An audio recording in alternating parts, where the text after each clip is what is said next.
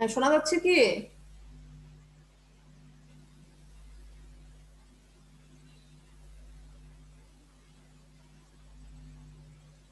দেবজিৎ, শোনা যাচ্ছে?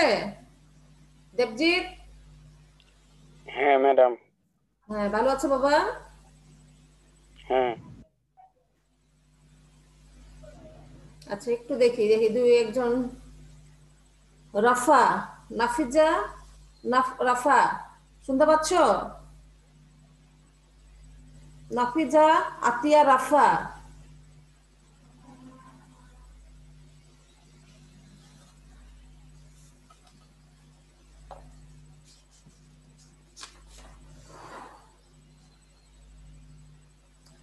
আচ্ছা, তোমরা জয়েন করো না কেন বাবা, বলো তো? বাসায় বসে থেকে জয়েন করবে, তারপরেও যদি ক্লাসে জয়েন না করো তাহলে কেমন লাগে বলো? এটা তো আর স্কুলে আসতে হচ্ছে না।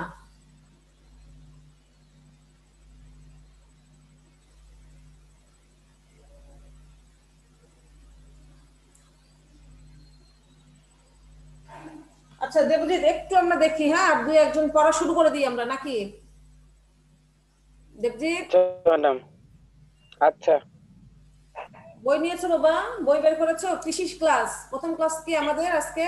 কৃষি ক্লাস। ইস। কৃষি ক্লাস।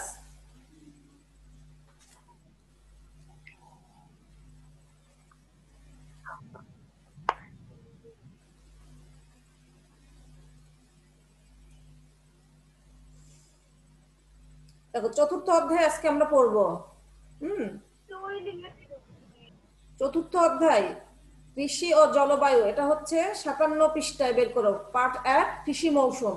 তোমাদের যে অ্যাসাইনমেন্ট লেখার জন্য যে সিলেবাসটা আমার কাছে আছে, সেখানে ওই সিলেবাস অনুযায়ী আমি পড়াচ্ছি। বুঝা গেছে? একটু মাঝে মধ্যে রেসপন্স করো, না হলে তো আমি বুঝতে পারবো না তুমি শুনতে পাচ্ছ কিনা। আমার কাছে যে সিলেবাসটা আছে, সেখানে আজকের মানে সিলেবাসের গতদিন যেটা নিয়েছি তারপরের যেটা আছে পার্ট, সেটা হচ্ছে কৃষি মৌসুম। তোমাদের হয়তো অ্যাসাইনমেন্ট চলে আসবে, অ্যাসাইনমেন্ট চলে আসলে দেখা যাচ্ছে যে এগুলোর উপরেই লিখতে হবে, অথচ কারো কোনো গুরুত্বই নাই। তারপরে যখন গ্রেড কম পাবে, তখন বলবে ম্যাডাম আমাকে কম গ্রেড দিয়েছেন কেন, আমাকে নাম্বার কম দিয়েছেন কেন। লেখার তো সঠিক থাকতে হবে, সঠিক হতে হবে, তাই না? শুনতে পাচ্ছ দেবজিৎ? হ্যাঁ ম্যাডাম।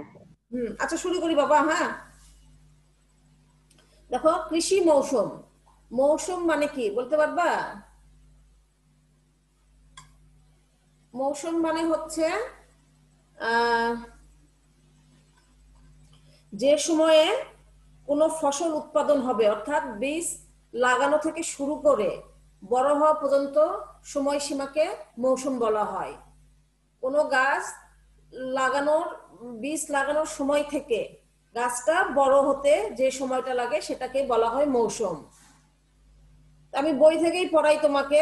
দেখো, যে কোন অঞ্চলের কোন ফসল জন্মাবে তা নির্ভর করে, বই খেয়াল করো, সেটা নির্ভর করবে সেই অঞ্চলের জলবায়ুর উপর। অর্থাৎ আমরা যখন গাছ লাগাই, তখন আমরা কি সেই যে যেখানে আমরা গাছ লাগাবো সেইখানকার আবহাওয়া এবং জলবায়ুটা খেয়াল করেই আমরা সাধারণত গাছ লাগাই থাকি। আবহাওয়া জলবায়ুর উপাদানগুলো তো আমরা জানি, পড়ছি এর আগে। আবহাওয়া জলবায়ুর উপাদানগুলো হচ্ছে কি? তাপমাত্রা, বৃষ্টিপাত, বায়ু প্রবাহ, সূর্যালোক, বায়ুচাপ, বায়ুর আর্দ্রতা, এইসব। তো আমরা যখন একটা গাছ লাগাই, তখন তো আমরা আবহাওয়া খেয়াল করি, তাই না? রোদ আছে কিনা, বৃষ্টি হচ্ছে কিনা, তারপরে বাতাস না, মানে রৌদ্র উজ্জ্বল দিন না স্যাঁতসেঁতে ভাব, না শুষ্ক আবহাওয়া, তাপমাত্রাটা বেশি না কম, বাতাসের বেগ কেমন, এইসব চিন্তা করেই কিন্তু গাছ লাগানো হয়। আর এইসব উপাদানের উপরেই কিন্তু গাছের বেড়ে ওঠা নির্ভর করে। হ্যাঁ। তো বাংলাদেশের যে ভৌগোলিক অবস্থান, মানে সমুদ্র পৃষ্ঠ থেকে যে বাংলাদেশের উচ্চতা, দূরত্ব, তাপমাত্রা, বৃষ্টিপাত ইত্যাদি পর্যালোচনা করলে দেখা যায় যে বাংলাদেশের জলবায়ু হচ্ছে সমভাবাপন্ন। বাংলাদেশের জলবায়ু কিরকম বলতো? বাংলাদেশের জলবায়ু কিরকম? সমভাবাপন্ন। হ্যাঁ, এখানকে বাংলাদেশের যে পরিমিত বৃষ্টিপাত, মধ্যম শীতকাল এবং আর্দ্র গ্রীষ্মকাল বাংলাদেশের জলবায়ুর প্রধান বৈশিষ্ট্য। আর এই ধরনের জলবায়ু কৃষি উৎপাদনের জন্য খুবই সহায়ক। মানে এই বৃষ্টিপাত, মধ্যম শীতকাল, তারপরে আর্দ্র গ্রীষ্মকাল, এই সব আবহাওয়ার কারণে বাংলাদেশ একটা কৃষি প্রধান দেশ হিসাবে গড়ে উঠেছে। অনেক দেশ আছে যেগুলো দেশে কিন্তু কৃষি উৎপাদন সম্ভব না, তারা হয়তো শিল্প উৎপাদনের কাজে নিজেদেরকে নিয়োজিত করছে। অনেক দেশ আছে যারা শিল্পের জন্য অর্থ নাই কিন্তু খনিজে সমৃদ্ধ, খনিজ দেশ, যেমন সৌদি আরব, মধ্যপ্রাচ্যের দেশগুলো। কিন্তু বাংলাদেশের যে আবহাওয়া জলবায়ু সেটা হচ্ছে কৃষি উৎপাদনের জন্য খুবই সহায়ক। সেজন্য এখানকার বেশিরভাগ লোকই কি কৃষি কাজ করে জীবনযাপন করে। তো ফসল আমরা সারা বছরই কোনো না কোনো ফসলকে চাষ করে থাকি। এই ফসল উৎপাদনের জন্য সারা বছরকে প্রধানত দুইটা মৌসুমে ভাগ করা হয়েছে। সাধারণত দুইটা মৌসুমে ভাগ করা হয়েছে, একটা হচ্ছে রবি মৌসুম আর একটা হচ্ছে খরিফ মৌসুম। বুঝতে পেরেছ? কথা বলো দেবজিৎ, হ্যাঁ ম্যাডাম। একটু কথা বলো বাবা, না হলে তুমি বুঝতেছি না, শুধু আমি পড়াই যাচ্ছি। তাহলে মৌসুম কয়টা? দুইটা, তাই না? একটা হচ্ছে কি রবি মৌসুম আর একটা হচ্ছে খরিফ মৌসুম। খরিফ। হ্যাঁ, এই খরিফ মৌসুমটাকে আবার দুই ভাগে ভাগ করা যায়, একটা হচ্ছে খরিফ 1, খরিফ 2। তো রবি মৌসুমটাকে সারা বছরটাকে 3 ভাগে ভাগ করা হয়েছে। রবি মৌসুমটা হচ্ছে কি বাংলা মাসের নাম জানো? বাংলা মাস কি হিসাব করে দেখো কখনো? আশ্বিন মাস, অর্থাৎ এই কিছুদিন আগে আশ্বিন মাস চলে গেল, অর্থাৎ সেপ্টেম্বরের মাঝামাঝি, সেপ্টেম্বরের মাঝামাঝি থেকে ফেব্রুয়ারি মাসের মাঝামাঝি হচ্ছে রবি মৌসুম ইংরেজি মাসের। আর বাংলা হচ্ছে আশ্বিন মাস থেকে ফাল্গুন মাস পর্যন্ত ধরা হয় রবি মৌসুম। বুঝতে পেরেছ? বাংলা আশ্বিন, কার্তিক, অগ্রহায়ণ, পৌষ, মাঘ, ফাল্গুন, এই 6টা মাস হচ্ছে রবি মৌসুম। আর ইংরেজিতে হচ্ছে সেপ্টেম্বরের মাঝামাঝি থেকে মার্চের মাঝামাঝি পর্যন্ত এই সময়টা হচ্ছে রবি মৌসুম। আর খরিফ মৌসুমটা হচ্ছে কোন মাস থেকে হচ্ছে? বাংলা হচ্ছে চৈত্র মাস থেকে ভাদ্র মাস পর্যন্ত, চৈত্র থেকে ভাদ্র মাস। ইংরেজি হচ্ছে মার্চের মাঝামাঝি থেকে সেপ্টেম্বরের মাঝামাঝি পর্যন্ত, এই মাসটা হচ্ছে ভাদ্র মাস। তো এই বাংলা আর ইংরেজি হচ্ছে বললাম মার্চের মাঝামাঝি থেকে সেপ্টেম্বরের মাঝামাঝি।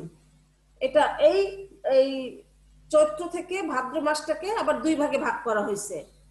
চৈত্রের মাঝামাঝি থেকে জ্যৈষ্ঠ মাস পর্যন্ত এটা হচ্ছে গ্রীষ্মকালীন বা খরিফ 1 মৌসুম বলা হয়। আর আষাঢ় মাস থেকে ভাদ্র মাস, অর্থাৎ ইংরেজিতে জুন মাসের মাঝামাঝি থেকে সেপ্টেম্বরের মাঝামাঝি পর্যন্ত হচ্ছে খরিফ 2 মাস। সময়সীমাটা কি বুঝতে পারছো? হ্যাঁ হ্যাঁ ম্যাডাম। হ্যাঁ, বোঝার চেষ্টা করো, না বুঝলে আমাকে জিজ্ঞাসা করবা, বুঝলে কনসেপ্ট গুলো ক্লিয়ার হয়ে যায়। হ্যাঁ, জিজ্ঞাসা করবা। সহজ পড়া কিন্তু, এগুলো কিন্তু অনেক সহজ পড়া। তো খরিফ মৌসুমের বৈশিষ্ট্যগুলো আমরা যে পরে আছে সেখানেই পড়ি। পার্ট 2 এ দেখো, পার্ট 2 এখানে রবি মৌসুম খরিফ মৌসুমের বৈশিষ্ট্য যেগুলো আছে সেগুলোই আলোচনা করি। যেসব ফসলের শারীরিক বৃদ্ধি ও ফুল ফল উৎপাদনের পুরো বা অধিক সময় রবি মৌসুমে হয় তাদেরকে রবি মৌসুম বলা হয়। অর্থাৎ আমাদের ইংরেজি হচ্ছে মধ্য সেপ্টেম্বর থেকে ফেব্রুয়ারির মধ্যে যে ফসলগুলো উৎপাদন করা হয় সেই ফসলগুলোকে বলা হয় রবি মৌসুমকালীন ফসল। রবি মৌসুম সম্পর্কে জানতে হলে রবি মৌসুমের বৈশিষ্ট্য ভালোভাবে জানতে হবে আমাদের। যেমন হলো তাপমাত্রা কম, রবি মৌসুম যেহেতু শীতকালকে ধরা হয় সেহেতু এই মৌসুমে কি হয়, শীতকাল কম থাকে। হ্যাঁ, তারপরে বৃষ্টিপাত কম হয়। সাজিদ, শুনতে পাচ্ছ? Yes ma'am. আজকে পড়া হচ্ছে আমাদের কৃষি ও জলবায়ু, 4র্থ অধ্যায়, কৃষি মৌসুম। এখানে আমি যে রবি মৌসুম খরিফ মৌসুম সম্পর্কে বললাম, তুমি কি শুনেছো? আবার বলছি, তুমি মনে হয় পরে জয়েন করেছো। দেখো, বাংলাদেশের সারা বছর যে ফসল উৎপাদন করা হয় সেটাকে দুই ভাগে ভাগ করা হয়, রবি মৌসুম এবং খরিফ মৌসুম। রবি মৌসুমটা হচ্ছে সেপ্টেম্বর মাঝের মাঝামাঝি থেকে ফেব্রুয়ারি এই মার্চ মাসের মাঝামাঝি পর্যন্ত, অর্থাৎ মার্চের 15 তারিখ পর্যন্ত। আর কত অধ্যায়? আর খরিফ মৌসুম হচ্ছে মার্চের মাঝামাঝি থেকে ওই সেপ্টেম্বরের মাঝামাঝি ম্যাম এটা পর্যন্ত। কত অধ্যায়? বুঝতে পেরেছো? আচ্ছা, এই খরিফ ইয়েস ম্যাম মৌসুমটাকে এটা কত অধ্যায়? অধ্যায় হলো 4 অধ্যায়, চতুর্থ অধ্যায়, পার্ট 1 কৃষি মৌসুম। দেখো তোমাদের যে সিলেবাস আছে, ওই অ্যাসাইনমেন্ট লেখার যে সিলেবাস দিয়েছে সে অনুযায়ী আমি পড়াচ্ছি। তোমরা অ্যাসাইনমেন্ট কয়েকদিনের মধ্যে পেয়ে যাবা, দ্বিতীয় কৃষি শিক্ষার দ্বিতীয় অ্যাসাইনমেন্টটা এই কিছুদিনের মধ্যে পেয়ে যাবা, হয়তো বা সামনের সপ্তাহে পেয়ে যাবা, এবং এসবের আলোকেই কিন্তু লিখতে হবে।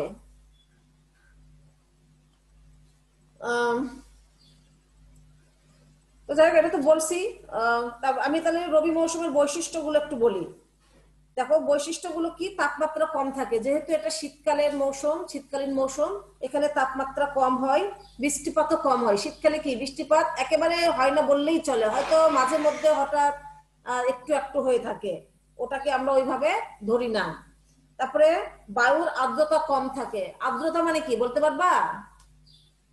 জলীয় বাষ্প, বাতাসে জলীয় বাষ্পের পরিমাণটা কম থাকে, এই জন্য কি শুষ্ক হয়, হাত পা আমাদের কি শুষ্ক শুষ্ক লাগে না, খসখসে লাগে। কারণ কি আমাদের যে স্কিনে বা চামড়ায় যে আর্দ্রতাটা থাকে, যে তরল যে ভাবটা থাকে, সেটা ওই শুষ্ক আবহাওয়ার জন্য শোষণ করে নেয়, বাতাসে শোষণ করে নেয়, যার জন্য খসখসে লাগে। হ্যাঁ, এই জন্য আমরা হয়তো সেটাকে ইয়ে করার জন্য, মেকআপ করার জন্য হয়তো বা ওই তৈলাক্ত জাতীয় কিছু জিনিস আমরা দিয়ে থাকি, যেন আমাদের শরীরের শুষ্ক ভাবটা বের হয়ে না যায়, বাতাসে টেনে না নেয়। তবে ঝড়ের আশঙ্কা কম থাকে। হ্যাঁ, বাংলাদেশের এই যে, আচ্ছা এটা পরে বলতেছি আমি, ঝড়ের এই মৌসুমে যে মৌসুমী বায়ুটা প্রভাবিত হয় সেখানে ঝড় বৃষ্টি হয় না। শীতকালে সাধারণত দেখছো কি ঝড় হয়, কখনো ঝড় হয় না। শিলাবৃষ্টির আশঙ্কাও কম থাকে। তারপরে বন্যার আশঙ্কা কম থাকে। রোগ এবং পোকার আক্রমণ কম হয়, যেহেতু এখানে বাতাসের স্যাঁতস্যাঁতে ভাবটা কম থাকে, বাতাসের আর্দ্রতাটা কম থাকে, সেহেতু পোকামাকড় আক্রমণ কম হয়। বাতাসে সাধারণত 65 বা 70-এর উপরে যদি আর্দ্রতা থাকে, সেই ক্ষেত্রে পোকামাকড় বেশি জন্মাবে, কিন্তু আমাদের এখানে বাতাসের আর্দ্রতা অনেক কমে যায়, যার কারণে রোগ টোগ এবং পোকার আক্রমণও কমে যায়।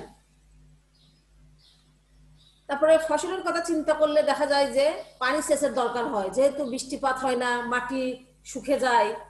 হ্যাঁ, সেহেতু এখানে সেচের প্রয়োজন হয়। দিনের চেয়ে রাত বড় হয়। শীতকালে কি দিনের সময়টা ছোট, অর্থাৎ সূর্যটা কম সময় থাকে এবং রাতটা বেশি বড় হয়। তো রবি মৌসুমে আমাদের সাধারণত যে ফসলগুলো হয়, সেই ফসলগুলোর জন্য অল্প দিবা আলোক দরকার হয়, অর্থাৎ অল্প আলোর প্রয়োজন হয়। সাধারণত শীতকালে কয়েক ঘন্টা আলো, 6-7 ঘন্টা সূর্যের আলো আমরা পেয়ে থাকি। এই 6-7 ঘন্টায় যে গাছগুলো জন্মাবে, ফুল ফুটবে বা ফল হবে, সেই গাছগুলোকে লাগাতে হয়। যেমন আলু, বাঁধাকপি, ফুলকপি, মূলা, রসুন, ছোলা, এই শীতকালে যে শাকসবজিগুলো পাওয়া যায় সেগুলো হলো স্বল্পদিবা উদ্ভিদ বলা হয় এদেরকে, বুঝছো? অর্থাৎ এইসব গাছের জন্য বেড়ে ওঠার জন্য, যে কোনো গাছ বেড়ে ওঠার জন্য সূর্যের আলো, তাপমাত্রা কিন্তু খুবই খুবই দরকার। হ্যাঁ, আর কিন্তু কোনো কোনো গাছের জন্য বেশি দরকার হয়, হয়তো দিনে 10 ঘন্টা 12 ঘন্টা করে সূর্যের আলো বা তাপ প্রয়োজন হয়। আর কোনো কোনো গাছের জন্য এই 5-6 ঘন্টা হলেই হয়। 5-6 ঘন্টা যেসব লাগে সেগুলো হচ্ছে রবি মৌসুমে পাওয়া যায়, রবি মৌসুমে লাগানো হয়, যেগুলোর নাম বললাম। তবে খরিফ মৌসুমের ফসল দেখো, পাট তিন হচ্ছে খরিফ মৌসুমের ফসল। খরিফ মৌসুম কি, যেসব ফসলের শারীরিক বৃদ্ধি ও ফুল উৎপাদনের পুরো বা অধিক সময় খরিফ মৌসুমে হয় তাদেরকে খরিফ মৌসুম বলা হয়। অর্থাৎ খরিফ মৌসুমটা কখন, বাংলা হচ্ছে কোন মাস? বাংলা হচ্ছে চৈত্র মাস থেকে ভাদ্র মাস পর্যন্ত, এই সময়টা হলো খরিফ মৌসুম। এটাকে আবার দুই ভাগে ভাগ করে নেওয়া হয়েছে, খরিফ 1 খরিফ 2। কি আমিনুর এত দেরিতে কেন? আমিনুর এত দেরিতে কেন? আচ্ছা দেখো,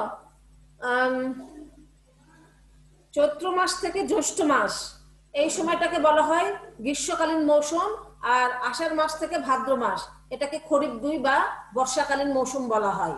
হ্যাঁ, কি রবি মৌসুম, খরিফ 1 খরিফ 2, এই তিনটা। আবার এটার আমরা আরেকটা নাম দিতে পারি, সেটা হচ্ছে শীতকালীন মৌসুম বা শীতকালীন ফসল, গ্রীষ্মকালীন মৌসুম বা গ্রীষ্মকালীন ফসল, বর্ষাকালীন ফসল বা বর্ষাকালীন মৌসুম, এইভাবে আমরা বলতে পারি। আচ্ছা দেখো, খরিফ মৌসুমের বৈশিষ্ট্যগুলো কি হচ্ছে? এই মৌসুমে তাপমাত্রা বেশি থাকে। গ্রীষ্মকালে কি তাপমাত্রা বেশি থাকে আমরা তো জানি। তারপরে বৃষ্টিপাত কম হয়, বায়ুর আর্দ্রতা বেশি হয়, বাতাসে যথেষ্ট পরিমাণ আর্দ্রতা থাকে, এই জন্য কি আমাদের হাত পা খসখসে করে না। তবে ঝড়ের আশঙ্কা বেশি হয় এই সময়, যে মৌসুমী বায়ুর প্রভাবে বৃষ্টিপাত হয়, শিলাবৃষ্টি হয়, ঝড় হয়, কালবৈশাখী ঝড় হয়। তবে শিলাবৃষ্টির আশঙ্কা বেশি থাকে, বন্যার আশঙ্কা বেশি হয়, রোগ ও পোকার আক্রমণ বেশি হয়। যেহেতু কি হয়, বাতাসের আর্দ্রতা বেড়ে যায়, স্যাঁতসেঁতে ভাব বেড়ে যায়, সেহেতু রোগ এবং পোকার আক্রমণ বেশি হয়। পানি সেচের তেমন প্রয়োজন হয় না, যেহেতু বৃষ্টিপাত হয়, মাটিতেও পানি থাকে, সেহেতু তেমন সেচের প্রয়োজন হয় না। দিনের দৈর্ঘ্য রাতের দৈর্ঘ্য সমান বা বেশি হয়। এই সময় কি হয়, এই যে খরিফ মৌসুমে কিন্তু একটা ভূগোলের প্রশ্ন এটা, যে দিন রাত্রি সমান হয়, তাই না? সেটা মনে হয় 22শে জুন না 23শে জুন, যে পৃথিবীর সর্বত্র দিন রাত্রি সমান হয়।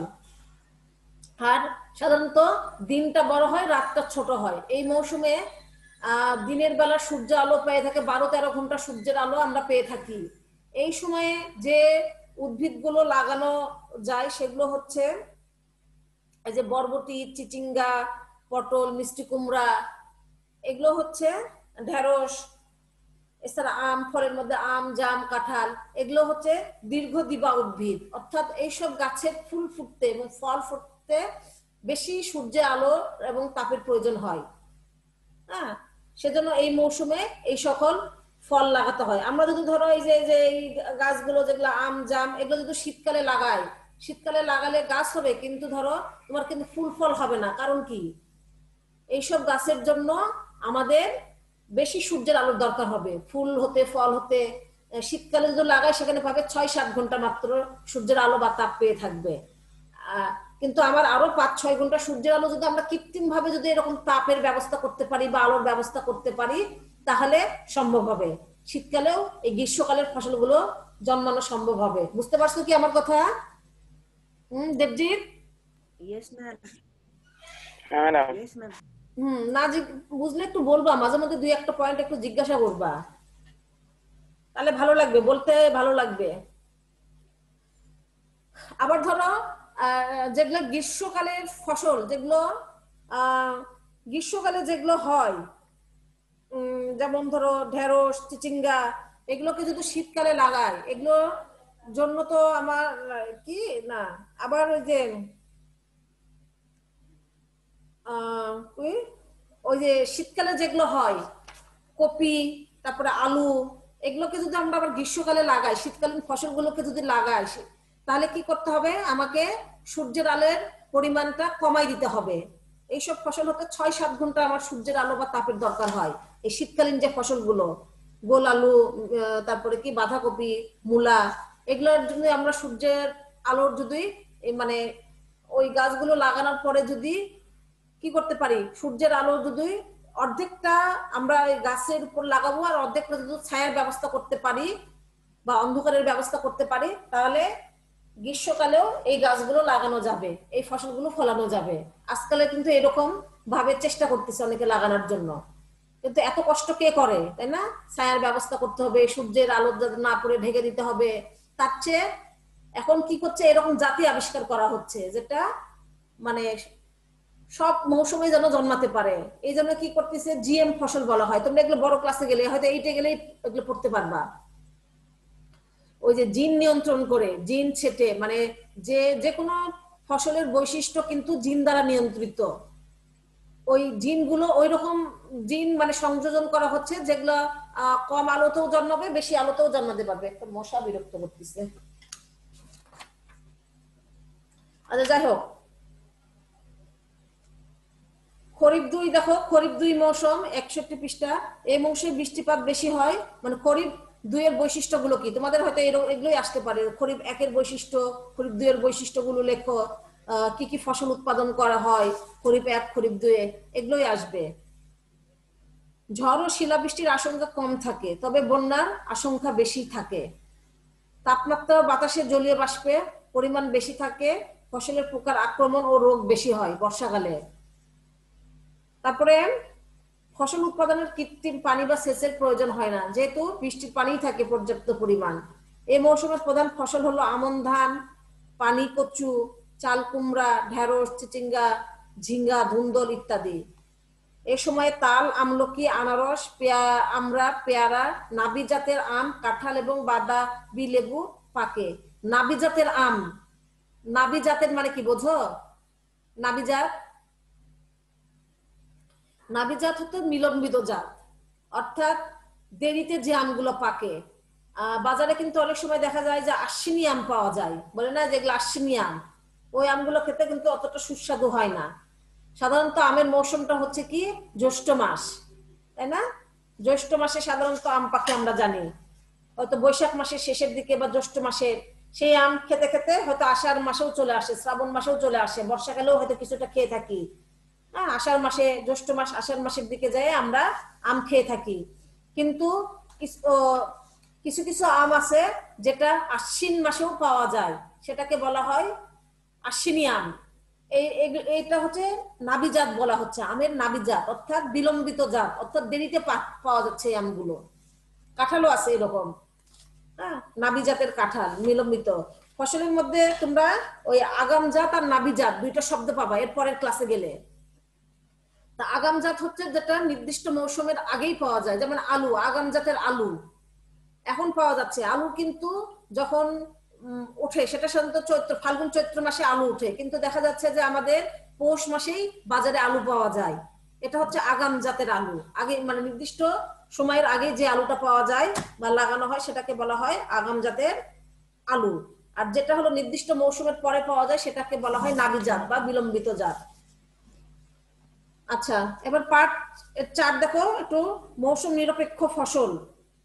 ওই যে যেটা বললাম, যেসব ফসলের জন্য সূর্যের আলো বা দিবাদৈর্ঘ্য তেমনটা প্রভাব ফেলে না, অর্থাৎ সারা বছরই চাষ করা যায়। যেমন লাল শাক, বেগুন, মরিচ, পেঁপে, কলা, নারিকেল, এই ফসলগুলো সারা বছরই চাষ করা যায়, কোনো নির্দিষ্ট মৌসুম নাই। কারণ এইসব ফসলের মানে গাছের ফুল এবং ফল হতে নির্দিষ্ট পরিমাণ সূর্যের আলো দরকার হয় না, যেটা দিবে সেটাতেই তারা মানে সাড়া দিতে পারে। আচ্ছা, এখানে দেখো আমি তৃতীয় প্যারাটা একটু পড়ি, পার্ট 4 এর 62 পৃষ্ঠা। আমাদের দেশে আবহাওয়া জলবায়ু সীমাবদ্ধতার কারণে অনেক ফসল সারা বছর চাষ করা যায় না। তার কিছু কিছু পয়েন্ট কিন্তু আমি আগেই বলেছি। তবে কিছু উচ্চ মূল্যের ফসল রয়েছে যা সারা বছর চাষ করা সম্ভব হলে বিদেশ থেকে আমদানি করতে হতো না, যেমন টমেটো, পেঁয়াজ। এই সমস্যা সমাধানের জন্য মৌসুম নিরপেক্ষ ফসলের জাত নিয়ে গবেষণা চলছে।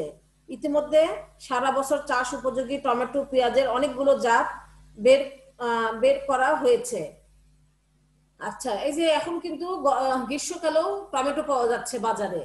তো এগুলো হচ্ছে কি, টমেটোটা হলো কি শীতকালীন ফসল, কিন্তু এটাকে গ্রীষ্মকালেও পাওয়া যাচ্ছে, এরকম জাত কিছু আবিষ্কার করা হয়েছে। ওই যে বললাম যে জিন ছেটে জিএম ফসল, কৃত্রিম ভাবে এরকম কিছু জাত আবিষ্কার করা হয়েছে যে সারা বছরই যাতে ফলায়। আর আরেকটা করা যায় যে গ্রিন হাউস পদ্ধতি, একটা পদ্ধতি আছে, শীতকালের ফসলকে গ্রীষ্মকালে আমরা লাগাতে পারি। সেই জন্য আমাদের একটা কৃত্রিম ভাবে ঘর তৈরি করতে হবে, কৃত্রিম ঘর তৈরি করতে হবে।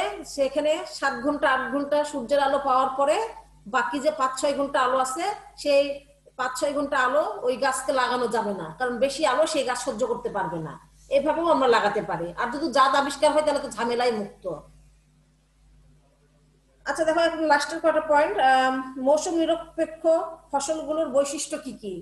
1 নাম্বার হচ্ছে কম তাপমাত্রা থেকে বেশি তাপমাত্রায় জন্মাতে পারে, কম বৃষ্টিপাত থেকে বেশি বৃষ্টিপাতে জন্মাতে পারে, তারপরে কম আর্দ্রতা থেকে বেশি আর্দ্রতায় জন্মাতে পারে, স্বল্প দিবা দৈর্ঘ্য থেকে দীর্ঘ দিবা দৈর্ঘ্যে ফুল ফল উৎপাদন করতে পারে। আমি যেটা বলতেছি সূর্যের আলো কম বেশি, বুঝতে পারছো কি? আমিনুর বুঝতে পারছো? Aminur Yes, ma'am. আচ্ছা সময় তো নাই, আমি খালি এটা একটু বলি। দেখো পার্ট 5-এ ফসল উৎপাদনের আবহাওয়া জলবায়ুর প্রভাব। কালকে তো তোমাদের সাথে ক্লাস আছে, কালকে কি পড়াবো দেখি। কালকে ক্লাসে কৃষি মৌসুম, এরপরে কি আছে? ও হাঁস মুরগির পালন পদ্ধতি বা এগুলো পড়াতে হবে।